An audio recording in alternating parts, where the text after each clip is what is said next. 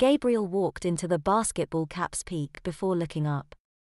Instead of using his hands to push himself away, he just let the other guy's speed take him away from Gabriel's own body.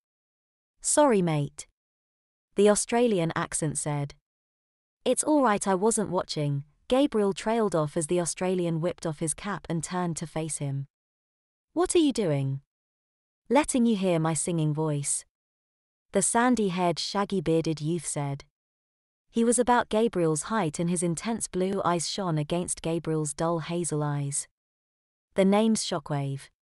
Just so you know," he said, opening his mouth and knocking Gabriel to the lockers behind him with a shout. The pain that exploded at Gabriel's back was intense, but so was the disappointment of being unable to reflect what was coming behind him and bounce off of it. He pulled himself up using the lockers only to see Shockwave standing there with his hands at his mouth. This time Gabriel was prepared. He used his powers to create a cone of repulsion, which forced the energy shockwave either side of him, rather than taking the blow himself. Gabriel then concentrated on pushing forward the tip of the cone and hitting Shockwave with it like a bullet. It was Shockwave's turn to be hit in the back by lockers. Gabriel would have gloated if it wasn't for the fact that the ground began to shake violently. As he once again collapsed to the ground, Gabriel used his powers to spin himself back onto his feet, facing his new attackers standing to his left. Avalanche was crouched on one knee with his left palm in a slapped position against the ground.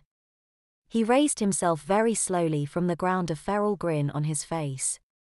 "Now, try someone who can fend for themselves." He moved his hand next to the wall and sent a wave of lockers across the wall. Gabriel waited until the wave was almost upon him before he reacted. Pushing outwards, he created a bubble around himself and threw the lockers away from himself and uncontrollably into the center of the corridor. He turned to look at Avalanche only to catch Shockwave starting to attack him in his peripheral vision. Pushing down hard on the ground with his powers, Gabriel launched himself into the air, avoided the wall-removing attack. His landing was less than graceful, but at least he remained on his feet this time, which was some improvement. Avalanche and Shockwave both readied for an attack when a piercing shrill "stop" was heard from the corridor behind Avalanche. The vice principal came charging up the corridor with a slip of yellow paper in her hand. "You boys, stop right there," she continued to shriek. "Stop this immediately or you will all be expelled." She turned to Gabriel. "And on your first day as well, I would have expected better behavior." "What?" Gabriel was incredulous. "I was attacked. The most you could have seen was me landing from when they demolished a wall." He motioned his hand at Shockwave and Avalanche. "I was expecting you to lie like that. Imagine not only picking a fight some of your fellow students but lying to your vice principal as well. You should be ashamed, boy." Avalanche and Shockwave stood together, nodding their heads. "Whatever, give me my detention." Gabriel resigned. "It's not for you. I didn't see you destroy any property, so you will escape punishment this time."